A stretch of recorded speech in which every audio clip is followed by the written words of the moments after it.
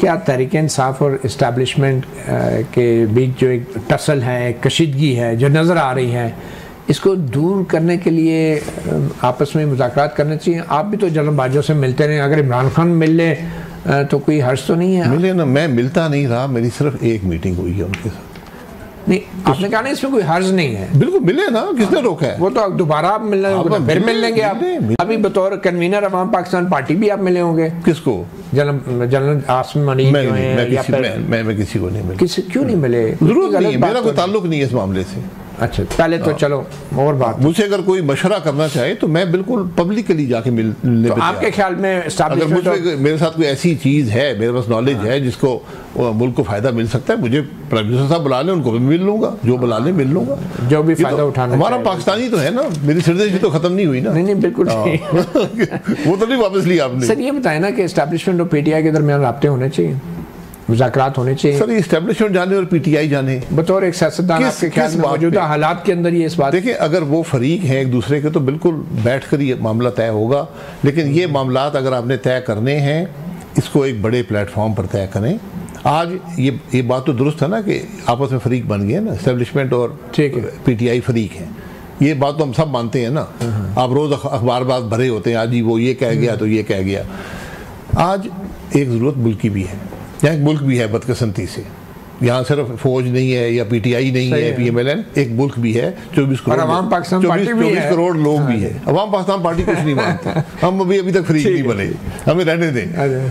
तो अब इशू ये है कि मुल्क कैसे चलेगा, आप वो रास्ता ढूंढें अपने। आप बताएं ना, आपके नजदीक क्या? मैंने आपको 100 दफ़ा बता चुका हूँ, आपको पहले भी बता चुका हूँ, एक टेबल पर बैठना पड़ेगा, कोई और चॉइस नहीं है। ये टेबल जो है जेएचक्यू का होगा या इधर पार्लियामेंट? मैं अवाम पाकिस्तान मुहैया करेगी, अवाम पाकिस्तान आप बुला रहे हैं सोच से? टेबल जिसका भी हो, आपकी सोच है जुडिशरी नहीं, मेरा ये काम भी नहीं है और ना मेरा वो, उसमें फौज के नुमाइंदे भी होंगे, फौज के सरबराह, जुडिशरी के सरबराह, 5 मेजर पार्टीज के सरबराह। अच्छा, ये बैठे आगे के रास्ते का तयन करें, इसमें कोई कॉन्स्टिट्यूशनल बार नहीं है। अच्छा। आज मुल्क के गैर मामूली हालात हैं, आपको हल भी गैर मामूली मिलेगा।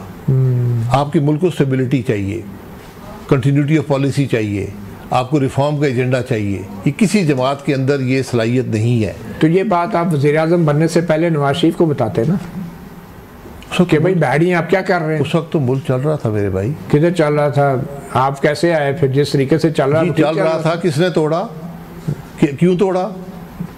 मियां साहब आज तक सवाल कर रहे हैं, परसों भी उन्होंने सवाल किया, पिछले हफ्ते भी सवाल किया है, मुझे क्यों निकाला? चले सर ये बताएं कि ये अभी जो इंटरनेट पे पाबंदियां लग रही हैं, 2016 में भी नून लीग पी का कानून लाई थी, अब ये इंटरनेट पे पाबंदियां, ये फायरवॉल, ये ट्विटर पे बंदिश, आपका क्या मौक़िफ़ है? वो वज़ीर साहबा ने कह दिया है कि ये सब जो मतीउल्लाह जान VPN इस्तेमाल करता है, क्योंकि हमने पाबंदी लगा दी है तो अब लोग VPN इस्तेमाल करते हैं। जब VPN इस्तेमाल करते हैं तो इंटरनेट की जो बैंडविड्थ है वो मुतासिर हो जाती है, तो इंटरनेट स्लो हो जाता है। हमारे प्राइम मिनिस्टर साहब खुद भी VPN इस्तेमाल करते हैं। सही है, तो सारा कसूर तो प्राइम मिनिस्टर साहब को हुआ।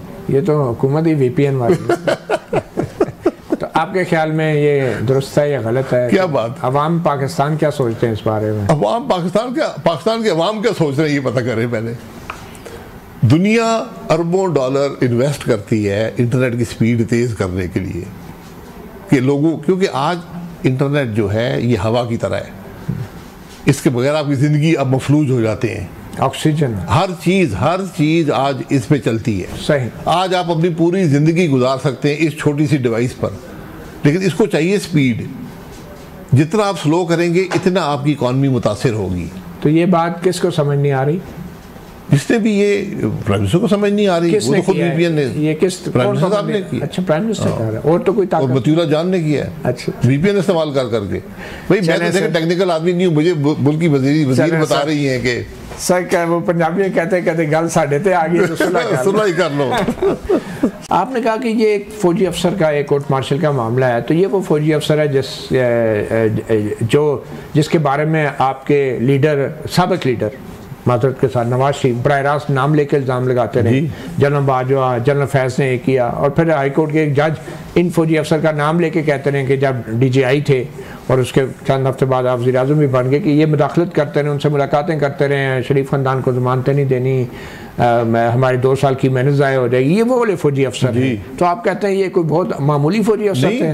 बिल्कुल, हर फौजी अफसर होता है रिटायरमेंट तक, फिर रिटायर्ड अफसर बन जाता है और वो एक कानून के तहत काम करता है। अगर हुकूमत आज उसी जमात की है, मियाँ साहब उस जमात के सरबराह हैं, तो उनको पूरा हक हासिल है कि वो इनके खिलाफ कार्रवाई कर सकते हैं। होनी चाहिए कि नहीं, ये बताएं ना। अगर उनके पास ये एविडेंस है, एविडेंस बेस्ड कार्रवाई होती है। आपके पास कोई एविडेंस नहीं है कि मेरे पास सियासत की है या सियासत में इंजीनियरिंग की है? मैं तो हुकूमत में नहीं हूं ना।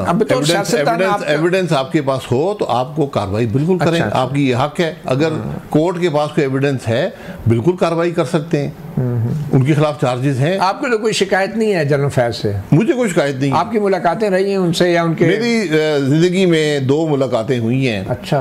एक जब जनरल बाजवा साहब से हम 3 लोग उनकी ख्वाहिश पर उनसे मुलाकात की थी 2018 में। कौन कौन थे सर? ख्वाजा आसिफ साहब थे, मैं था और मिफ्ता इस्माइल साहब थे। अच्छा।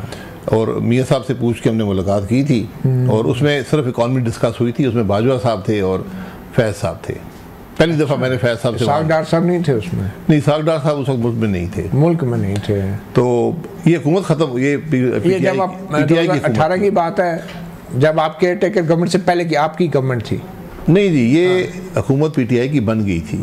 ये नवंबर की बात है, डॉक्यूमेंटेड है, कोई ऐसी बात नहीं है। और उसके बाद एक पार्लियामेंट्री जो कोई वो हो रहे थे। उस मीटिंग में क्या बात हुई थी? इकॉनमी पे, सिर्फ इकॉनमी पे उन्होंने कहा, बाजवा साहब ने, कि ये मुझे ये तशवीश है, ये मसाइल हैं, क्या होगा। तो एक राय का एक्सचेंज ऑफ व्यूज था, काफ़ी लंबा। तो आप एक आम ऐसे फौजी अफसर के पास मुलाकात के लिए आप क्यों चले गए बतौर सियासतदान? आप तो कहते हैं ये फौजियों का अंदरूनी मामला है, आर्मी एक्ट होता है, फिर आप मुलाकातें भी करते हैं, तो आपको महसूस नहीं हुआ? देखें, हम अपोजिशन में थे, तो आर्मी चीफ से क्या आपका ताल्लुक? आर्मी चीफ ने कहा मैं मिलना चाहता हूँ, इकॉनमी डिस्कस करना चाहता हूँ। जनरल फैज भी मौजूद थे उस मीटिंग में? जनरल फैज उनके साथ थे, उनकी तरफ से एक ये मुलाकात होगी। और इसके आर्मी अफसर से मिलना कोई जुर्म नहीं है। नहीं, कोई जुर्म नहीं है। तो वो इसके अलावा क्या मुलाकात है? 2 आप? इसके अलावा एक पार्लियामेंट में उस वक्त ये कोई कानून चल रहे थे, हर नैब की अमेंडमेंट्स थी, हुकूमत भी शामिल थी, तो उसमें जनरल फैज एक दफ़ा मीटिंग में आए थे। ये 2 मीटिंग्स हैं।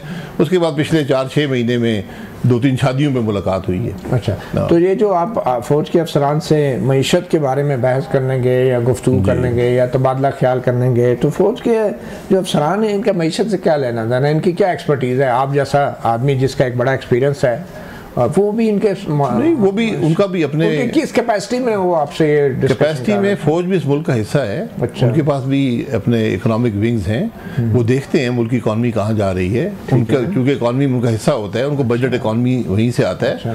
वो नज़र रखते हैं, वो अपनी कोशिश करते हैं, उसमें अपनी इनपुट भी देते हैं और ये बातें NSC के टेबल पर डिस्कस होती हैं। अच्छा। इसका फॉर्मल एक चैनल वो NSC किसी मकसद के लिए बनी हुई है ना? इसी मकसद के लिए कि वो इस मकसद के लिए कि आर्मी चीफ अपोजिशन लीडरों से मुलाकातें करें, बुला के उनसे डिस्कशन करें। अपोजिशन लीडर से बिल्कुल क्या ये सियासी सरगर्मी नहीं है? नहीं, क्या ये ओथ की खिलाफवर्जी नहीं है आपकी भी और आर्मी चीफ की भी? जी, हमको छुप कर तो नहीं गए थे ना। नहीं छुप के, इसलिए अगर ये उस वक्त की हुकूमत को इख्तलाफ है इस बात से, तो वो कार्रवाई कर सकती है उनके खिलाफ। ठीक है। बहरहाल आप कहते हैं कि जनरल फैज के ऊपर किसी किस्म की सियासी सरगर्मी का इल्ज़ाम अभी सामने नहीं आया और ना ही आपके पास कोई एविडेंस नहीं है। अगर हुकूमत वक्त के पास है तो वो कर लें, और अगर जजेस के पास है वो कर लें। आपके पास कोई एविडेंस है वो प्रोवाइड कर लें। आप लगता है कि नवाज शरीफ भी गलत बयानी कर रहे हैं, शौकत सिद्दीकी भी गलत बयानी कर रहे हैं, अभी तक दीगर जो शवाहिद आए वो भी सब